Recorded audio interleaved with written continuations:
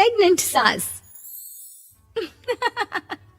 जमाना कितना भी बदल जाए, इतना भी नहीं कि बहू घर आए और सास गर्भवती दिख जाए।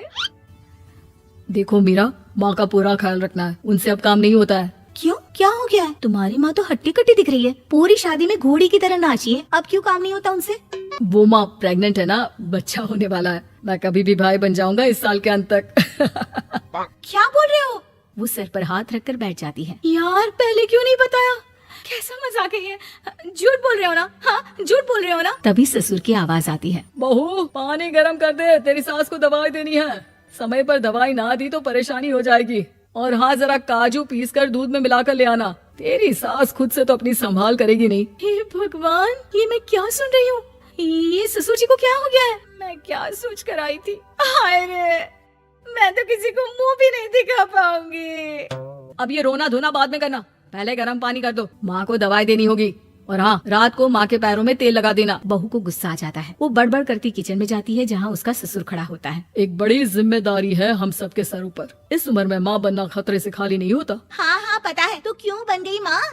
अरे खतरे से कम नहीं है तो क्या जरूरत थी लल्ला पैदा करने की? कैसी बात कर रही हो बहू? क्या तुम खुश नहीं कि घर में एक नया मेहमान आएगा, छोटे छोटे पैरों से पूरे घर में घूमेगा? पिताजी ये हाथ जुड़े आपके, आप यहाँ से जाओ। ये शायरी बाद में बताना, अभी मैं पानी गर्म करके थर्मस में दे देती हूँ। सारा दिन पिलाते रहो गर्म पानी। और हाँ, ये बच्ची की बात बार बार मुझसे कोई नहीं करेगा। बहू का पारा अब चढ़ा ही रहता था। वो काम तो सारा करती, लेकिन किलस किलस कर। मीरा सारे काम से फुर्सत पाकर बैठी होती है कि माँ का फोन आ जाता है। बेटा बहुत बड़ी जिम्मेदारी है तेरे सर पर, अच्छे से निभाना। ससुराल में हर किसी को खुश रखना वैसे तो मुश्किल है, लेकिन भगवान ही हिम्मत देता है बहू को हर कुछ सहकर सबको खुश रखने की। क्या बड़बड़ किए जा रही हो माँ? जानती भी हो कि यहाँ क्या चल रहा है?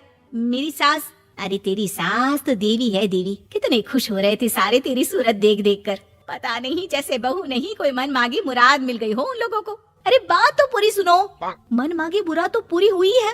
अरे मेरी सास को बच्चा होने वाला है, प्रेग्नेंट है वो। क्या बकवास कर रही है मीरा? ये बात किसी को कहना मत। मुझे तो बता दिया, लेकिन अब अपनी जबान से ले। कहाँ है तेरी सास? बात तो करा मेरी। पूछू जरा, पोता पोती खिलाने की उम्र में खुद का बच्चा खिलाने का शौक कहाँ से आ गया? और आया भी तो बताना तो चाहिए था। अब क्या नाक कटाने के लिए हम लोगों से रिश्ता जोड़ा है? रुक, तेरे पापा से बात करती हूँ। मीरा फोन रखकर लेट जाती है। वो एक सपना देखती है कि उसकी गोद में एक बच्चा खेल रहा है।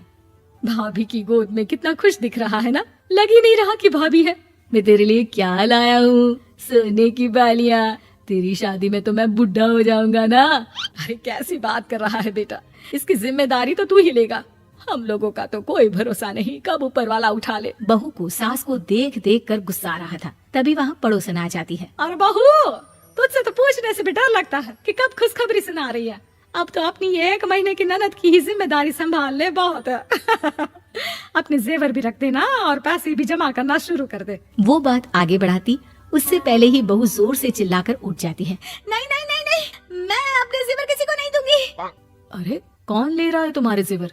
तुम औरतें भी ना सपने में भी जेवर ही संभालती रहती हो। मैंने जो सपना देखा है ना, सुनोगे तो होश उड़ जाएंगे।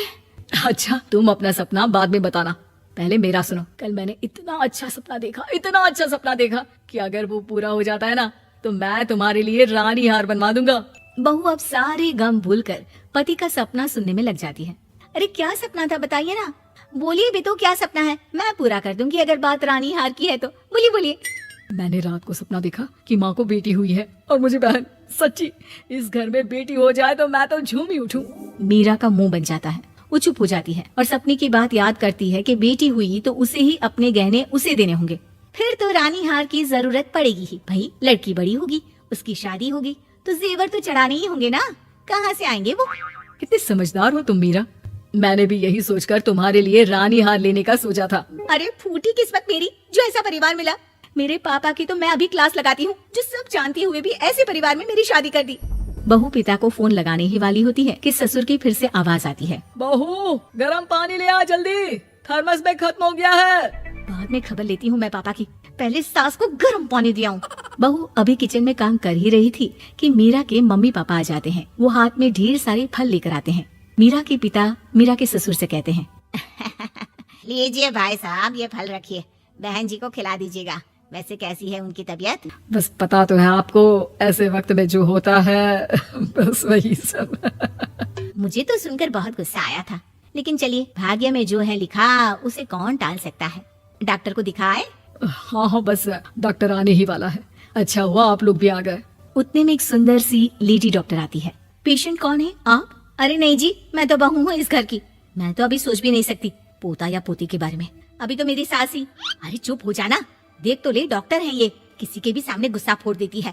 डॉक्टर कमरे में जाती है और थोड़ी देर बाद बाहर आ जाती है। पीछे से सास भी निकल आती है। हे भगवान, इतना दुख तो किसी को भी ना दे जितना मुझे दिया है। देखिए बहन जी, आप लोगों को तो ये सोचना भी नहीं चाहिए था। वही तो मैं भी कह रही थी कि आप लोगों के लिए तो सोचना भी गुनाह है, लेकिन अब पछताए होत क्या जब चिड़िया चुग गई खेत। डॉक्टर वहाँ से चली जाती है। मैं माँ नहीं बन सकती, मैं प्रेग्नेंट भी नहीं हूँ। ये कैसे? तुम तो बोल रही थी कि अरे वो गैस का दर्द था और पेट भी गैस से फूल रहा था।